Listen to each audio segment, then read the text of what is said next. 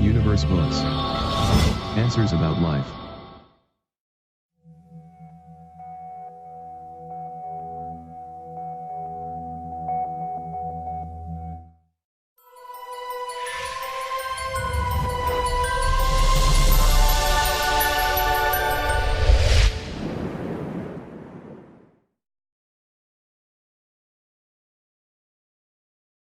Universe Books presents Awakened Imagination by Neville Goddard, 1954.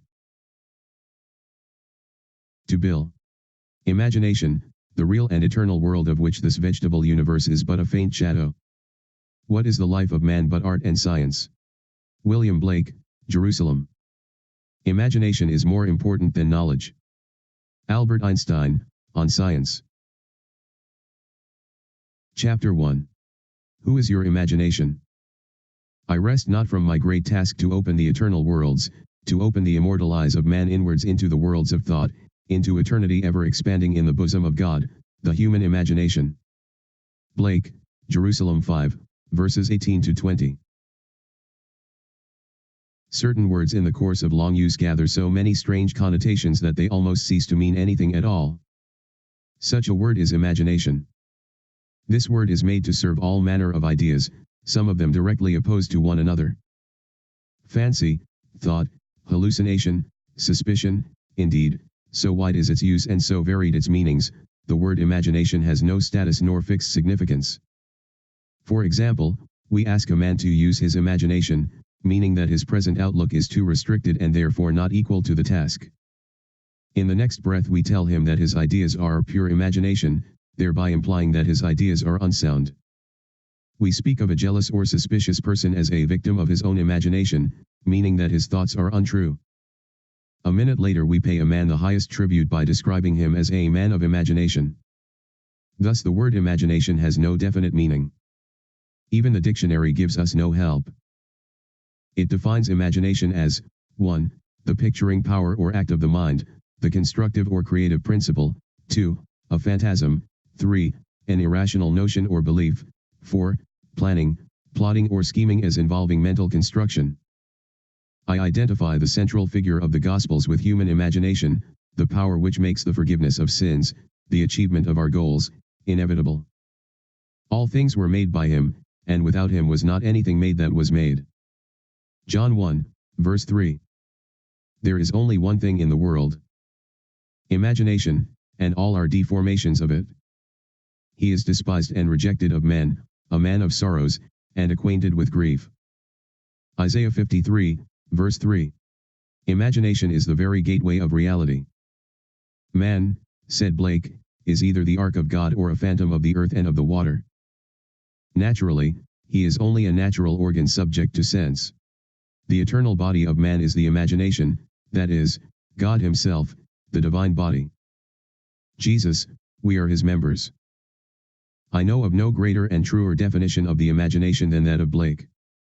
By imagination we have the power to be anything we desire to be. Through imagination we disarm and transform the violence of the world. Our most intimate as well as our most casual relationships become imaginative as we awaken to the mystery hid from the ages, that Christ in us is our imagination. We then realize that only as we live by imagination can we truly be said to live at all. I want this book to be the simplest, clearest, frankest work I have the power to make it, that I may encourage you to function imaginatively, that you may open your immortal eyes inwards into the worlds of thought, where you behold every desire of your heart as ripe grain white already to harvest. I am come that they might have life, and that they might have it more abundantly. John 10, verse 10. The abundant life that Christ promised us is ours to experience now, but not until we have the sense of Christ as our imagination can we experience it. The mystery hid from the ages. Christ in you, the hope of glory. Colossians 1, verses 26 and 27. Is your imagination? This is the mystery which I am ever striving to realize more keenly myself and to urge upon others. Imagination is our Redeemer, the Lord from heaven born of man, but not begotten of man. Every man is Mary and birth to Christ must give. If the story of the Immaculate Conception and birth of Christ appears irrational to man, It is only because it is misread as biography, history, and cosmology, and the modern explorers of the imagination do not help by calling it the unconscious or subconscious mind. Imagination's birth and growth is the gradual transition from a god of tradition to a god of experience. If the birth of Christ in man seems slow, it is only because man is unwilling to let go the comfortable but false anchorage of tradition. When imagination is discovered as the first principle of religion, the stone of literal understanding will have felt the rod of Moses and, like the rock of Zin, issue forth the water of psychological meaning to quench the thirst of humanity, and all who take the proffered cup and live a life according to this truth, will transform the water of psychological meaning into the wine of forgiveness. Then, like the Good Samaritan, they will pour it on the wounds of all. The Son of God is not to be found in history nor in any external form. He can only be found as the imagination of him in whom his presence becomes manifest. Oh, would thy heart but be a manger for his birth. God would once more become a child on earth. Man is the garden in which this only begotten Son of God sleeps. He awakens the Son by lifting his imagination up to heaven, and clothing men in godlike stature. We must go on imagining better than the best we know. Man in the moment of his awakening to the imaginative life must meet the test of sonship. Father, reveal thy Son in me, and, it pleased God to reveal his Son in me. Galatians 1, verse 15. The supreme test of sonship is the forgiveness of sin. The test that your imagination is Christ Jesus, the Son of God, is your ability to forgive sin. Sin means missing one's mark in life, falling short of one's ideal, failing to achieve one's aim. Forgiveness means identification of man with his ideal or aim in life. This is the work of awakened imagination, the supreme work, for it tests man's ability to enter into and partake of the nature of his opposite. Let the weak man say, I am strong. Joel 3, verse 10. Reasonably this is impossible. Only awakened imagination can enter into and partake of the nature of its opposite. This conception of Christ Jesus as human imagination raises these fundamental questions. Is imagination a power sufficient, not merely to enable me to assume that I am strong, but is it also of itself capable of executing the idea? Suppose that I desire to be in some other place or situation.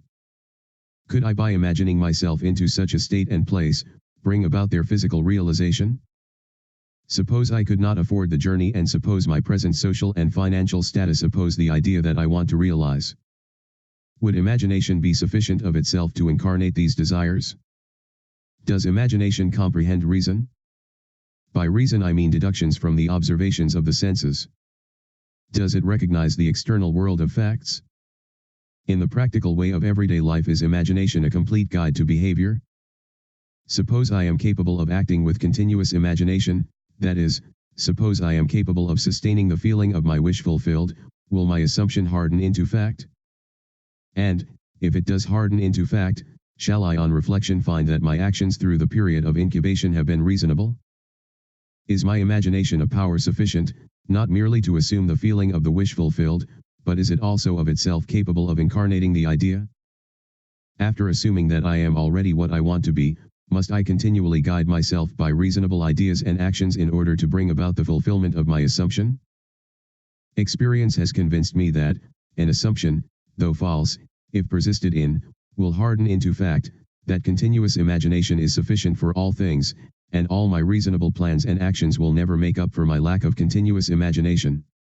Is it not true that the teachings of the Gospels can only be received in terms of faith, and that the Son of God is constantly looking for signs of faith in people, that is, faith in their own imagination?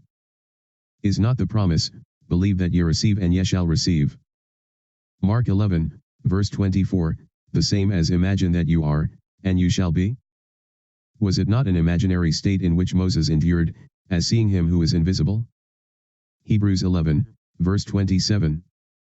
Was it not by the power of his own imagination that he endured? Truth depends upon the intensity of the imagination, not upon external facts. Facts are the fruit-bearing witness of the use or misuse of the imagination. Man becomes what he imagines. He has a self-determined history. Imagination is the way, the truth, the life revealed. We cannot get hold of truth with the logical mind. Where the natural man of sense sees a bud, imagination sees a rose full-blown. Truth cannot be encompassed by facts. As we awaken to the imaginative life, we discover that to imagine a thing is so makes it so, that a true judgment need not conform to the external reality to which it relates. The imaginative man does not deny the reality of the sensuous outer world of becoming, but he knows that it is the inner world of continuous imagination that is the force by which the sensuous outer world of becoming is brought to pass. He sees the outer world and all its happenings as projections of the inner world of imagination. To him, everything is a manifestation of the mental activity which goes on in man's imagination, without the sensuous reasonable man being aware of it. But he realizes that every man must become conscious of this inner activity, and see the relationship between the inner causal world of imagination, and the sensuous outer world of effects. It is a marvelous thing to find that you can imagine yourself into the state of your fulfilled desire, and escape from the jails which ignorance built. The real man is a magnificent imagination. It is the self that must be awakened. Awake thou that sleepest, and arise from the dead, and Christ shall give thee light. Ephesians 5, verse 14. The moment man discovers that his imagination is Christ, he accomplishes acts which on this level can only be called miraculous. But until man has the sense of Christ as his imagination, he will see everything in pure objectivity without any subjective relationship. You did not choose me, I have chosen you. John 15, verse 16. Not realizing that all that he encounters is part of himself, he rebels at the thought that he has chosen the conditions of his life, that they are related by affinity to his own mental activity. Man must firmly come to believe that reality lies within him, and not without.